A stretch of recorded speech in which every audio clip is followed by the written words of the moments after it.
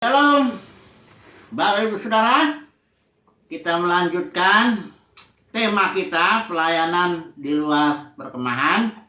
Ini yang sudah yang keempat. Coba dulu kita mengingat lagi lah ya, yang 3 seri itu, bahwa ada 2 pelayanan, baik yang di dalam perkemahan maupun yang di luar. Dan biasanya karena pelayanan di luar itu muncul karena ada kejatuhan atau kemerosotan atau ada katakanlah kebusukan di dalam perkemahan. Dan kita tahu kirbat lama kirbat itu strukturnya katakanlah termasuk manusianya di dalamnya, dan anggur yang tua itu dia memang tidak bisa menerima anggur yang baru, gerakan Tuhan yang baru, firman yang baru, ya pewahyuan yang segar, tidak bisa. Jadi harus ada lagi kirbat yang baru juga untuk bisa menampung anggur yang baru. Itu sebabnya 2 pelayanan ini dia berjalan terus ya, tetapi dia tidak netral. Karena yang tua, yang lama ini akan katakanlah mengucilkan, menganiaya barangkali, sementara artinya akan terus ada sedikitnya ketegangan lah di antara keduanya ini, sampai nanti Tuhan sendiri datang untuk menghakimi ya. Nah, kita sudah bicara dari mulai Kain dan Habel, itu ada 2 mesbah, 2 perkemahan, 2 pelayanan, 2 berkat dan sebagainya ya. Karena Kain ini diberkati juga Bapak Saudara, walaupun dia menjauh dari Tuhan ya, karena peradaban manusia itu juga melalui keturunan Kain. Kemudian kita sudah bicara soal Nuh, Abraham, Yusuf juga, kita sudah bicara Daud dan Saul, khususnya posisi Jonathan yang tanggung istilahnya ya, dia tidak mau tinggalkan Saul, sehingga akhirnya begitu Saul hancur, mati, ya Jonathan ikut mati juga ya. Kemudian kita sudah bicara nabi-nabi palsu ya, zaman Raja Ahab, dia punya ministry dengan struktur yang sudah mapan ya, kerajaan, imam-imamnya apa semuanya udah lengkap lah, dan nabi palsu ini mendukung kondisi yang demikian. Sementara ada nabi palsu, nabi yang sejati seperti Mika ya, zaman Yeremia juga ada ya, selalu begitu ya, nabi dan nabi palsu zaman Elia juga ya. Dan nabi palsu ini banyak ya, lebih banyak daripada nabi yang sebenarnya ya.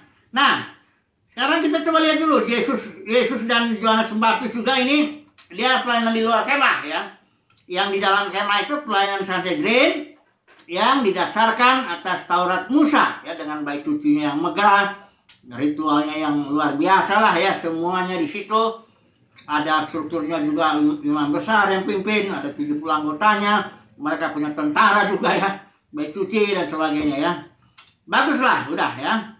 Dan Yesus dibunuh oleh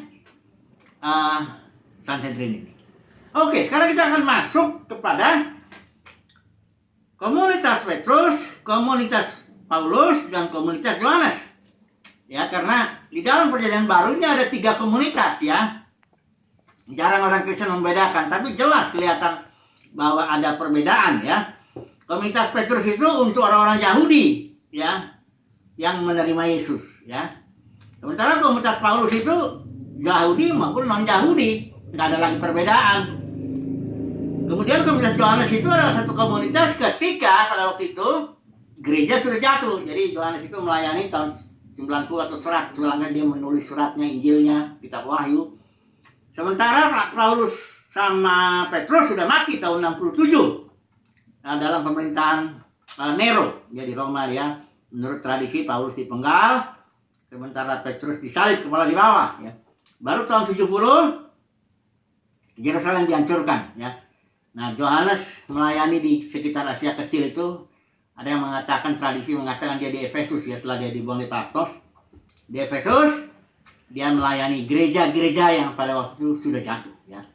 Nah, kita mau bahas ketiga ministry ini ya. Kalau memang bisa hari ini ya puji Tuhan, kalau enggak besok kita sambung lagi ya. Nah, jadi kita bicara dulu komunitas Petrus ya. Mari kita melihat dulu untuk melihat perbedaannya dengan komunitas Paulus. Karena Paulus itu jemaatnya itu dibatasi kota. Jemaat di Tesalonika, di Filipi, di Korintus, ya semuanya itu nama-nama kota. Tapi kalau komunitas Petrus, dia tidak dibatasi kota, dia dibatasi suku. Selama orang itu Yahudi, ya udah. Makanya kalau ngirim surat kepada orang-orang tersebar di sini ya, orang-orang pendatang itu ya, di daerah mana. Jadi batasnya suku, ya Yahudi ya. Nah, mari kita melihat dulu perbedaan yang Paulus sendiri buat ini dalam 1 Korintus 11 ayat yang ke-16. Ini masalah tudung kepala ini ya. Di sini dibilang, tetapi jika ada orang yang mau membantah, kami maupun jemaat-jemaat Allah, dibilang di sini. Paulus bicara kami, artinya komunitasnya, maupun jemaat-jemaat Allah. Di sini menunjuk komunitas Petrus tentunya. Karena komunitas Yohanes belum muncul, ya. Yohanes belum masuk dalam pelayanan di situ. Ya, dia masih ikut dalam kepemimpinan Petrus, ya. Nah, jadi dibilang kami maupun jemaat-jemaat Allah. Berarti ini ada dua komunitas, ya katakanlah begitu ya. Jadi komunitas yang dimaksud Paulus itu kami, itu komunitas dia, dan jemaat-jemaat Allah yang dimaksud adalah komunitas Petrus, ya. Dibilang di sini kami maupun jemaat-jemaat Allah tidak mempunyai kebiasaan yang demikian. Ini Paulus sudah bicara soal tudung kepala ya. Oke, jadi jelas ada perbedaan ya antara komunitas Petrus, dia berpusatnya di Yerusalem, dan komunitas Paulus berpusat, maksudnya bukan gereja punya pusat, tapi kerasulannya itu ada pusatnya di Antioquia ya. Nanti Yohanes juga dia punya kerasulan, dia ada pusatnya di Efesus ya. Jadi mari kita melihat dulu komunitas Petrus ini ya. Kita sudah tahu dia kemarin studi kristalisasi, kebetulan kita belajar komunitas Petrus yang bersaksi kepada Sanhedrin. Jadi pelayanan di dalam kemah dalam komunitas Petrus adalah Sanhedrin ya. Dan komunitas Petrus itu di luarnya ya, tapi mereka masih, karena mereka orang Yahudi juga, masih ibadah. Artinya masih ke bait suci. Khususnya di Serambi Salomo, barangkali di situ Serambi enak juga, orang-orang percaya bisa kumpul di situ. Dan masih beberapa melakukan ritual, ya. Yakobus juga bilang sama Petrus itu, sama Paulus, beribu-ribu orang Yahudi di Yerusalem yang percaya Tuhan dan rajin memelihara Taurat Tuhan. Memang komunitas Petrus masih memelihara beberapa aturan hukum Taurat, ya, kayak nazar, ya, potong rambut. Paulus juga masih melakukan seperti itu, ya, ritual-ritual yang menunjukkan mereka memang orang Yahudi, ya. Tapi kalau persembahan domba, ya kayak Paskah begitu apa semuanya, ya enggak lagi, karena sudah realitanya sudah digenapi dalam Kristus kan, Yesus ya. Jadi kemudian komunitas Petrus ini masih dia bergabung ya dengan secara ritual, masih di bait suci ya.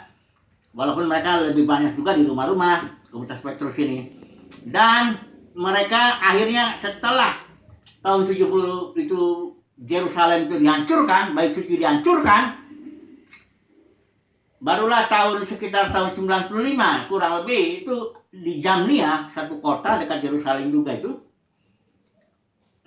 grupnya Sanhedrin ini mengadakan perkumpulan di situ. Karena Sanhedrin ini kan fokusnya ke bait suci ya. Jadi bagaimana untuk katakanlah untuk eksis ya.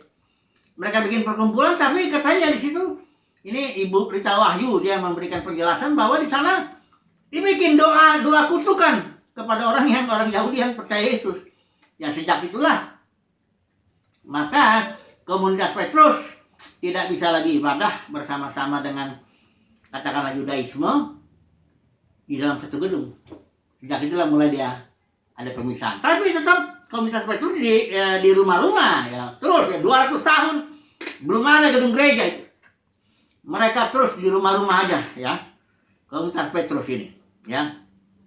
Nah, jadi kita tahu dalam ministrinya ini mereka saksi, sangat berani, ya. Petrus, ya, Yohanes yang masih masuk di sini, kemudian Stefanus bersaksi itu kita tahu ya, 3 kali bersaksi kepada Sanhedrin. Mereka langsung tuduh, kamulah yang membunuh Yesus yang sudah dibangkitkan oleh Tuhan, duduk sebelah kanan Bapa. Ini kesaksian sangat berani ya dari makanya Sanhedrin bingung, ini orang-orang nggak berpendidikan, orang-orang sederhana, orang-orang yang katakanlah nggak juga kaya, namanya nelayan ya bagaimana. Terus kok berani ya? Sempalan katakanlah sempalan dari Sanhedrin, pelayanan di luar kemah. Memang pelayanan di luar kemah ini Bapak Saudara nggak kelihatan megah ya, nggak kelihatan kayak Sanhedrin ya, itu punya gedungnya, ada institusinya, ada strukturnya, ada semuanya bagus lah. Ini pelayanan Petrus dan kawan-kawan ini kayak keliaran gak jelas, tapi firman yang di dalamnya itu firman yang baru, yang segar, pewahyuan yang dari Tuhan, dan Tuhan bergerak di sini ya, di luar kemah. Ingat saudaraku ya, Yesus itu di luar kemah, dia nggak pernah di dalam kemah. Kalaupun dia masuk baik ke bait suci, dia hanya mengajar, dia nggak ikut-ikut korban persembahan lah begini, itu nggak boleh karena dia bukan orang Lewi kan. Jadi saudaraku, makanya Ibrani 13 saya ulangi lagi, marilah kita pergi keluar menanggung kehinaannya, karena Yesus juga mati di luar perkemahan ya. Jadi walaupun komunitas Petrus itu kecil, sederhana, dia disitulah Tuhan bekerja ya. Sekali lagi ya, bukan berarti dalam kemah tidak ada berkat, karena Tuhan itu memberkati. Makanya kalau saudara disuruh-suruh bikin ini, bikin perpuluhan supaya diberkati, itu bodoh banget lah. Tuhan itu berkati, mengasihi dunia dengan luar biasa, menyerahkan anaknya. Kok orang udah mengasihi, mana mungkin lagi dikutukin lagi. Udah semuanya dikasihi, Ismail dikasihi, Ishak dikasihi, orang yang Tuhan kasih matahari sama orang yang tahu terima kasih maupun yang tidak. Dia nurunkan berkat orang jahat maupun orang baik. Itu jelas ya, nggak usah lagi loh ngomong soal berkat lah, semua diberkati. Cuma ingat, perjanjian kalau kasus Ishak Ismail dua-duanya diberkati, tapi perjanjianku akan kuadakan melalui Ishak. Nah ini dia, jadi ada bedanya ya. Pelayanan di luar kemah walaupun kecil, sederhana, di dalamnya itulah Tuhan bekerja secara spesial ya. Dan kita juga tahu bahwa pada akhirnya ada saatnya ada kelaparan akan firman di dalam kemah ini. Dan pelayanan di luar kemah inilah yang nanti akan berlimpah makanan yang akan menolong juga kan. Oke, kita masuk dulu komunitas Paulus ya. Komunitas Paulus ini dibilang sekte ya kalau oleh Sanhedrin ini. Masih juga yang di dalam kemahnya, dalam komunitas Paulus itu masih Sanhedrin juga ya, masih Sanhedrin ini. Kalau kita baca Kisah Para Rasul 24 ya, kita lihat di sini ayat 5. Ini telah nyata kepada kami, ini orang-orang Sanhedrin ini ya, bahwa orang ini, maksud Paulus, adalah penyakit sampar, seorang yang menimbulkan kekacauan di antara semua orang Yahudi di seluruh dunia yang beradab, dan bahwa ia adalah seorang tokoh dari sekte. Pelayanan di luar kemah itu disebut sekte orang Nasrani. Jadi Paulus ini dibilang tokoh daripada pelayanan di luar kemah yang mereka sebut sekte ya. Nah, ayat 14 juga ya, kalau kita lihat di sini ya. Paulus bilang, aku mengakui kepadamu bahwa aku berbakti kepada Allah nenek moyang kami dengan menganut jalan Tuhan, yaitu jalan yang mereka sebut sekte. Jadi Paulus sendiri menyebut ministrinya itu adalah jalan Tuhan. Itulah pelayanan di luar kemah, jalan Tuhan, yang orang Yahudi bilang ini sekte ya. Nah, ini komunitas Paulus ini ya, tentu kita nggak bisa bahas semuanya karena ini firman dalam komunitas Paulus ini luar biasa ya. Petrus juga bagus ya pelayanannya itu. Ini Paulus bantu sedikit firmannya lewat surat Ibrani itu, ya. Surat pewahyuan dalam komunitas Petrus kita nggak bahas lah ini ya. Surat-surat 1-2 Petrus, Yakobus, surat Judas ya. Ya kalau Injilnya dia Injil Matius karena dia untuk orang Yahudi.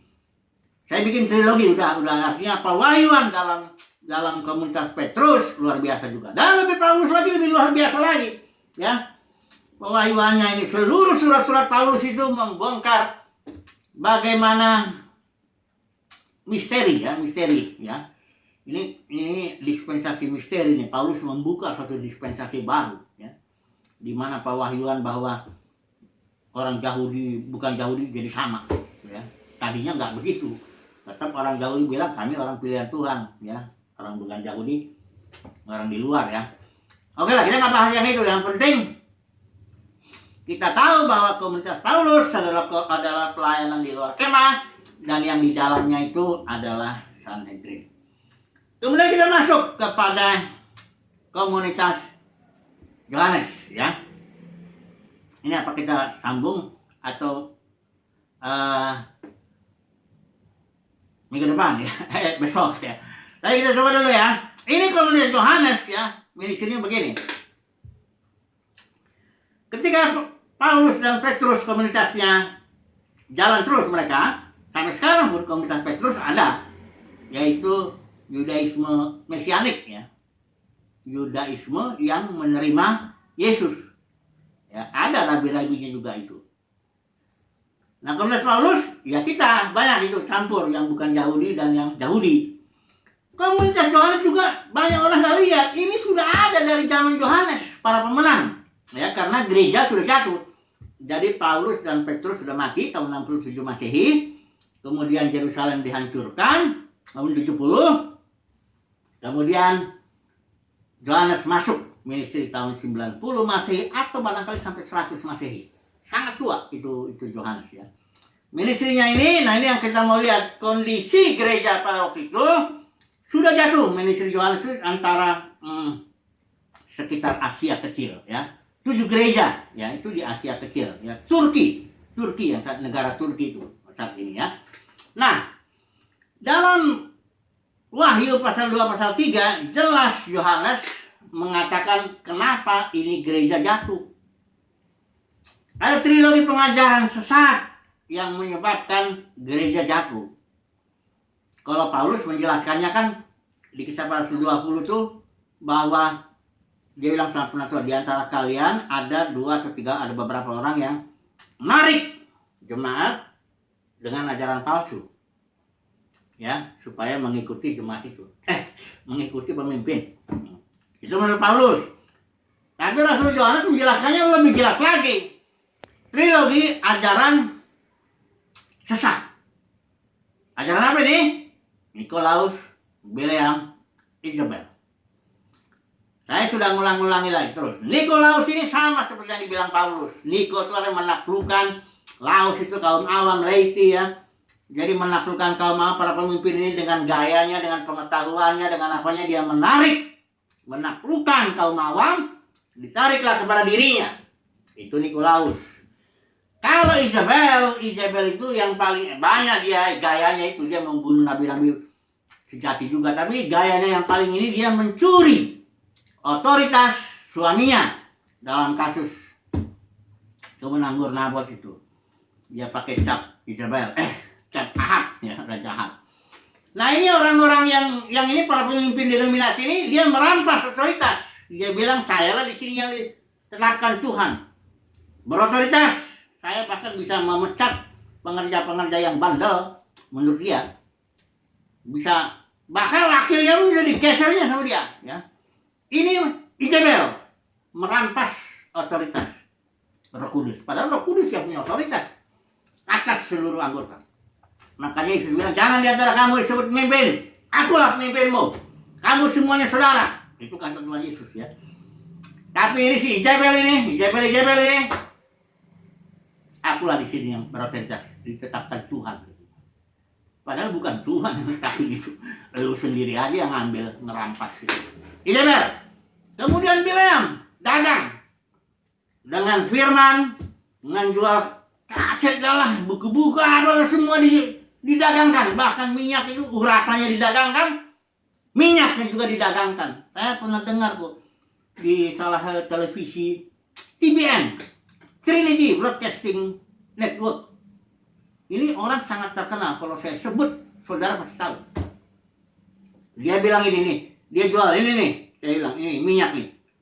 Saya jual ini $20 satu botol.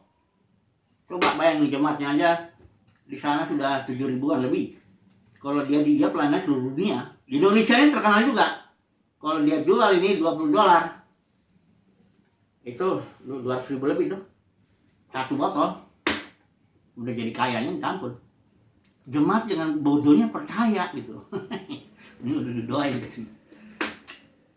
Dagang. Itulah Bileam. Mendagangkan, semua didagangkan. Ya. Jadi inilah dia kondisinya komunitas Yohanes. Ini komunitas pemenang dia.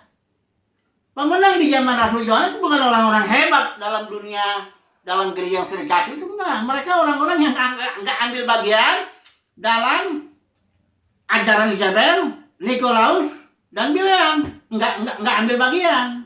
Ya. Bahkan Yohanes sendiri ditolak, dikucilkan. Mungkin besok lah ya kita bicara bagaimana Yohanes dikucilkan ya. Banyak orang pikir Rasul Yohanes itu berotoritas atas gereja yang 7 itu. Enggak. Dia dikucilkan oleh Diotrephes ya. Ada banyak, nanti lah. Kalau gitu minggu depan aja lah. Besok aja lah ya. Cukup dulu. Yang penting gini kesimpulannya. Kesimpulannya aplikasi. Dunia kekristenan saat ini juga sudah jatuh. Oleh apa? Ya seperti kalau penjelasan Paulus, ada para pemimpin narik kepada dirinya dengan ajaran palsu. Kalau menurut Rasul Yohanes, 3 ajaran dalam dunia kekristenan saat ini. Isabel mencuri otoritas Tuhan, Bileam dagang, Nikolaus menaklukkan kaum awam dengan ajaran terutama pendudukan diri, tudung rohani lah, macam-macam ya, sehingga jemaat jadi nggak berani keluar ya, tetap dicengkram begitu ya. Nah ini dunia kekristenan sudah jatuh.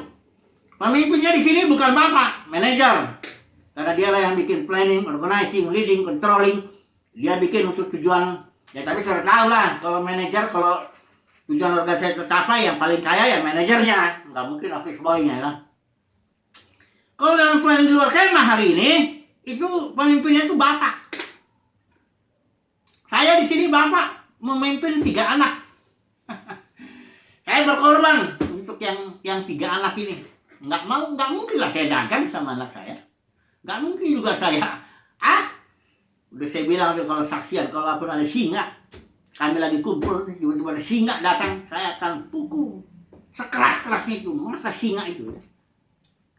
Kalaupun saya dicabik-cabik mati nggak apa-apa, itu masih lebih bagus daripada saya lihat dengan mata kepala saya, anak saya dicabik-cabik singa. Ini bapak, pelayan di luar kemah itu para bapak yang mimpin. Kalau di dalam kemah, dunia kekristenan, manajer. Orang mimpin 10.000, 20.000 malah dia kenal lagi. Yesus bilang Yohanes 10, seorang gembala yang baik. Nih definisi gembala baik.